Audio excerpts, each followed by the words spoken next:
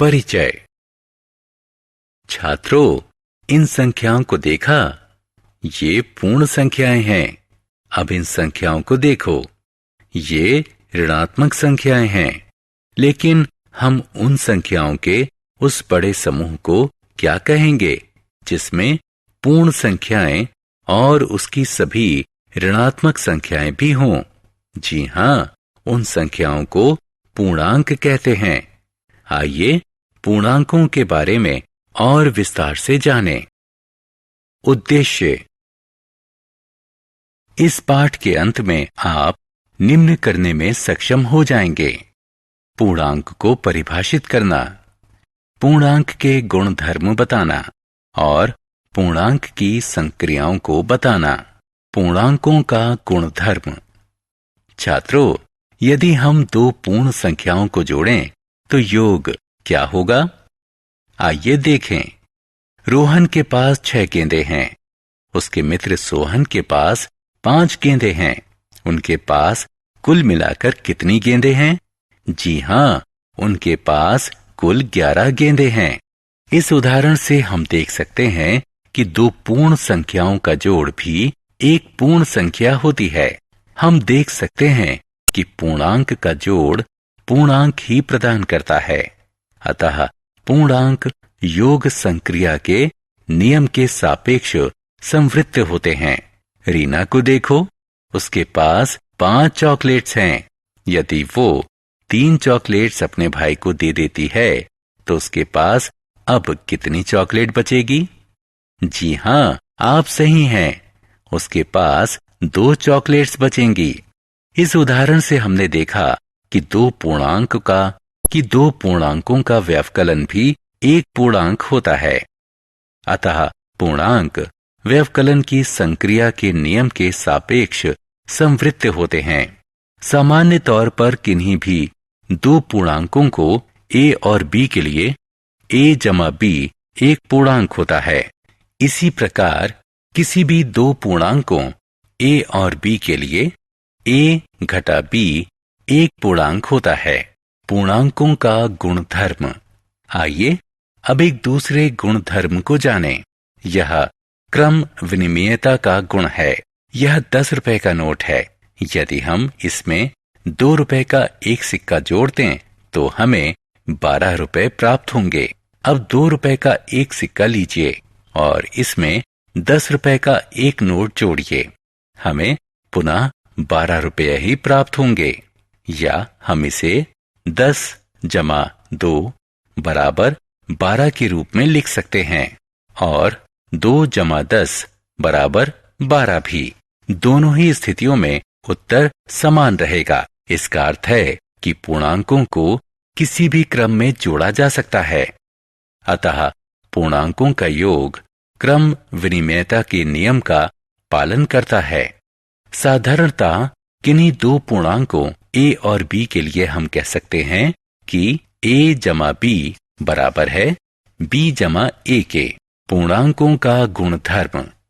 छात्रों, क्या 5 घटा कोष्ठक में घटा 3 बराबर है कोष्ठक में घटा 3 घटा 5 के? जी नहीं, क्योंकि 5 घटा कोष्ठक में घटा 3 बराबर 5 जमा 3 बराबर 8 और कोष्ठक में घटा 3 घटा 5 बराबर घटा 3 घटा 5 बराबर घटा 8। अतः हम कह सकते हैं कि व्यवकलन की संक्रिया क्रम विनिमेयता के गुण का पालन नहीं करती। अब इस उदाहरण को देखें। हम पूर्णांकों घटा 3 घटा 2 और घटा 5 को लेते हैं।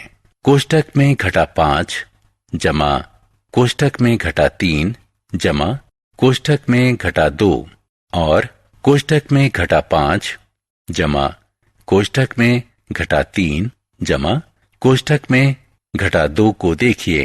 पहले योग में कोष्ठक में घटा 3 और कोष्ठक में घटा 2 को एक साथ रखा गया है और दूसरे में कोष्ठक में घटा 5 और कोष्ठक में घटा 3 को एक साथ रखा गया है। दोनों ही स्थितियों में हमें परिणाम घटा 10 प्राप्त होता है। यह दर्शाता है कि पूर्णांक योग की संक्रिया में साहचर्य के गुण का पालन करते हैं।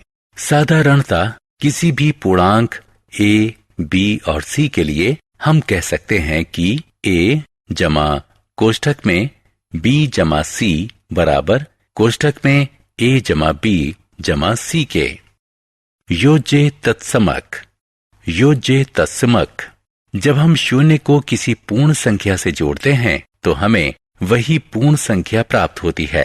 शून्य पूर्ण संख्याओं की एक योज्य तत्समक है। इसी प्रकार यदि हम शून्य को पूर्णांकों से योग करें तो हमें वही पूर्णांक प्राप्त होते हैं। साधारणता किसी भी पूर्णांक के लिए a जमा शून्य बराबर a बराबर शून्य जमा a होता है। आत्म मूल्यांकन। उचित कथन के लिए सही या गलत पर क्लिक करें। पूर्णांकों का गुणन। हम जानते हैं कि पूर्ण संख्याओं का गुणन पुनरावृत्ति योग होता है। उदाहरण स्वरूप 2 जमा 2 जमा 2 बराबर 3 गुणा 2 बराबर 6। इसी प्रकार पूर्णांकों का गुणन भी पुनरावृत्ति योग होता है। उदाहरण स्वरूप कोष्ठक में घटा 5 जमा कोष्ठक में घटा 5 जमा कोष्ठक में घटा 5 बराबर 3 गुणा कोष्ठक में घटा 5। इसलिए 3 गुणा कोष्ठक में घटा 5 बराबर घटा 15। आइए अब धनात्मक और ऋणात्मक पूर्णांकों का गुणनफल ज्ञात करें। पहले 6 और 4 का गुणा करें और गुणनफल के आगे ऋण का चिन्ह लगा दें। हमें घटा 24 प्राप्त हुआ। इसी प्रकार 5 गुणा कोष्ठक में घटा 4 बराबर घटा कोष्ठक में 5 गुणा 4 बराबर घटा 20। 2 ऋणात्मक पूर्णांकों का गुणन। 2 ऋणात्मक पूर्णांकों का गुणनफल एक धनात्मक पूर्णांक होता है। हम 2 ऋणात्मक पूर्णांकों को पूर्ण संख्या की तरह गुणा करते हैं। सामान्यतः किन्हीं भी 2 धनात्मक पूर्णांकों a और b के लिए कोष्ठक में घटा a गुणा कोष्ठक में घटा b बराबर a गुणा b। 3 या ज्यादा ऋणात्मक पूर्णांकों का गुणन। इन उदाहरणों को देखिए। पहले उदाहरण में 2 ऋणात्मक पूर्णांकों का गुणन हुआ है। दूसरे उदाहरण में 3 ऋणात्मक पूर्णांकों का गुणन हुआ है। तीसरे उदाहरण में 4 ऋणात्मक पूर्णांकों का गुणन हुआ है और चौथे उदाहरण में 5 ऋणात्मक पूर्णांकों का गुणन हुआ है। 3 या ज्यादा ऋणात्मक पूर्णांकों का गुणन। इन गुणनों से हमने देखा कि 2 ऋणात्मक पूर्णांकों का गुणनफल धनात्मक पूर्णांक है। 3 ऋणात्मक पूर्णांकों का गुणनफल ऋणात्मक पूर्णांक है। 4 ऋणात्मक पूर्णांकों का गुणनफल धनात्मक पूर्णांक है। हम देख सकते हैं कि पहले और तीसरे उदाहरण में गुणा किए गए ऋणात्मक पूर्णांकों की संख्या सम क्रमशः 2 और 4 थी। इसलिए 1 और 3 में प्राप्त गुणनफल धनात्मक है और 2 एवं 4 उदाहरण में गुणा किए गए ऋणात्मक पूर्णांकों की संख्या विषम थी। इसलिए 2 एवं 4 में प्राप्त गुणनफल ऋणात्मक पूर्णांक है। अतः हम कह सकते हैं कि गुणन में ऋणात्मक पूर्णांकों की संख्या यदि सम हो तो गुणनफल धनात्मक पूर्णांक होता है और यदि गुणन में ऋणात्मक पूर्णांकों की संख्या विषम हो तो गुणनफल ऋणात्मक पूर्णांक होता है। पूर्णांकों के गुणन के गुणधर्म। 2 पूर्णांकों का गुणनफल भी एक पूर्णांक होता है। उदाहरण के लिए कोष्ठक में घटा 20 गुणा कोष्ठक में घटा 5 बराबर 100। कोष्ठक में घटा 15 गुणे 17 बराबर घटा 255। अतः हम कह सकते हैं कि गुणन योग की संक्रिया के सापेक्ष संवृत्त है। सामान्यतः a और b पूर्णांकों के लिए a गुणा b एक पूर्णांक होता है। इस उदाहरण को देखिए। हम देख सकते हैं कि 3 गुणा कोष्ठक में घटा 4 बराबर कोष्ठक में घटा 4 गुणा 3। इसलिए पूर्णांकों का गुणन क्रम विनिमय के गुणन का पालन करता है।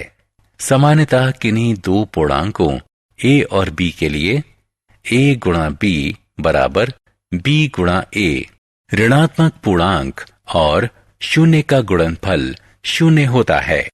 उदाहरण स्वरूप कोष्ठक में घटा 3 गुणा शून्य बराबर शून्य होगा। शून्य गुणा कोष्ठक में घटा 4 बराबर शून्य होगा। घटा 5 गुणा शून्य बराबर शून्य होगा। शून्य गुणा कोष्ठक में घटा 6 बराबर शून्य होगा। सामान्यतः किसी भी पूर्णांक a के लिए a गुणा शून्य बराबर शून्य गुणा a बराबर शून्य। जब हम किसी पूर्णांक से 1 का गुणा करते हैं तो गुणनफल वही पूर्णांक प्राप्त होता है। उदाहरण स्वरूप कोष्ठक में घटा 3 गुणा 1 बराबर घटा 3। 1 गुणा 5 बराबर 5। इसका अर्थ है एक पूर्णांक के लिए गुणात्मक तत्समक है। सामान्यतः किसी भी पूर्णांक a के लिए a गुणा 1 बराबर 1 गुणा a बराबर a। लेकिन जब हम किसी पूर्णांक का घटा 1 से गुणा करते हैं तो हमें पूर्णांक का योज्य प्रतिलोम प्राप्त होता है। इन उदाहरणों में घटा 3 हो गया है 3, घटा 6 हो गया है 6, 13 हो गया है घटा 13 और घटा 25 हो गया है 25। साहचर्य और वितरण का गुणधर्म। 3 पूर्णांकों का गुणनफल पूर्णांकों के समूहबद्धता पर निर्भर नहीं होता और इसे गुणन का साहचर्य गुण कहते हैं। किन्हीं 3 पूर्णांकों a, b और c के लिए कोष्ठक में a गुणा b गुणा c बराबर a गुणा कोष्ठक में b गुणा c। उदाहरण स्वरूप 7 गुणा कोष्ठक में 6 गुणा कोष्ठक में घटा 4 बराबर 7 गुणे कोष्ठक में घटा 6 गुणा कोष्ठक में गुणा 4। आइए अब गुणन के वितरण गुण की तरफ बढ़ें। किन्हीं भी पूर्णांकों a, b और c के लिए a गुणा कोष्ठक में b जमा c बराबर a गुणा b जमा a गुणा c।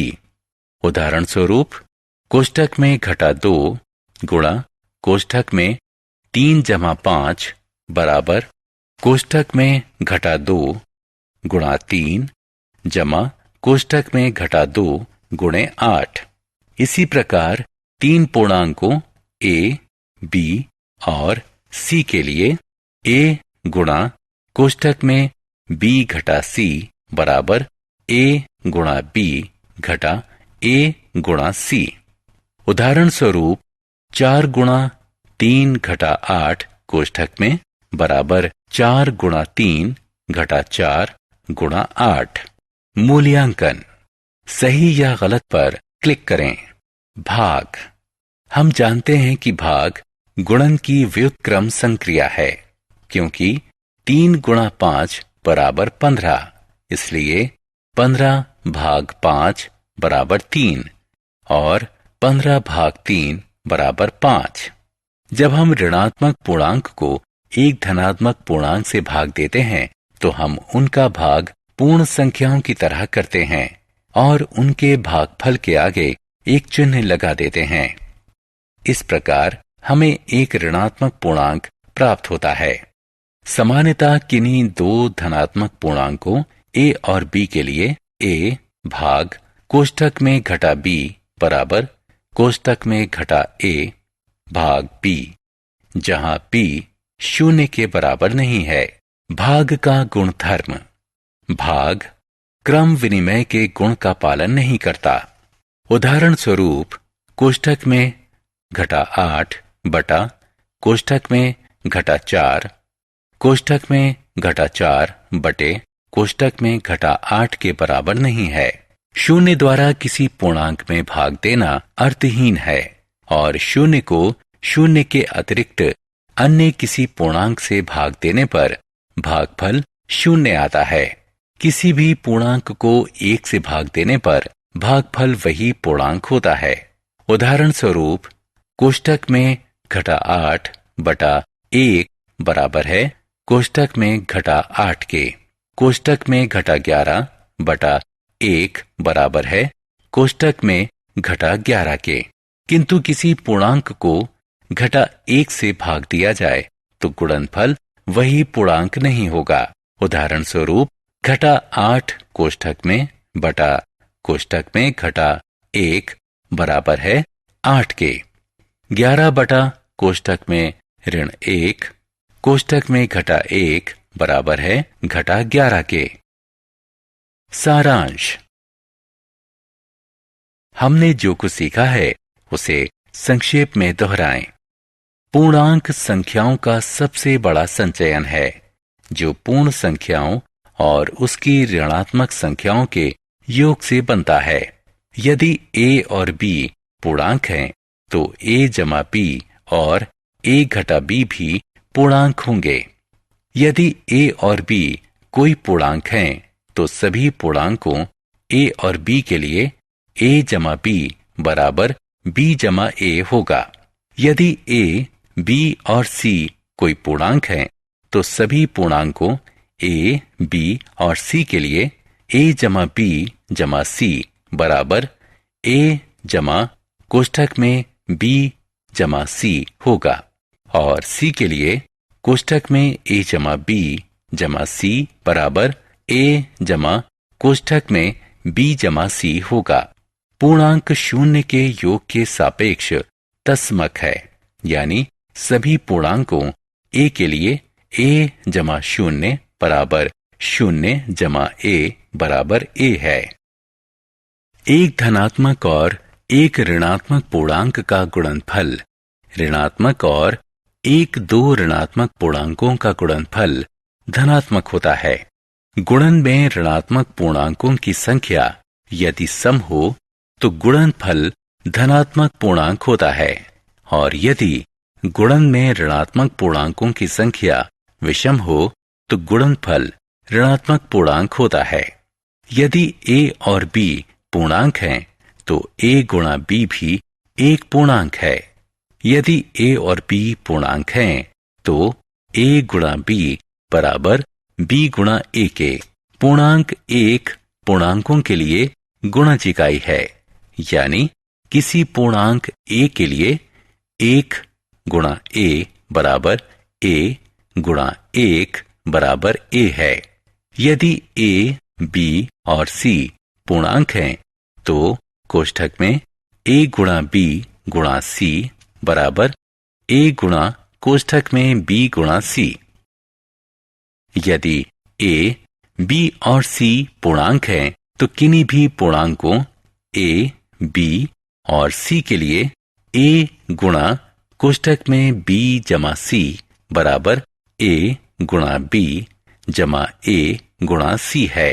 जब एक धनात्मक पूर्णांक को ऋणात्मक पूर्णांक से भाग देते हैं तो प्राप्त भागफल ऋणात्मक होता है।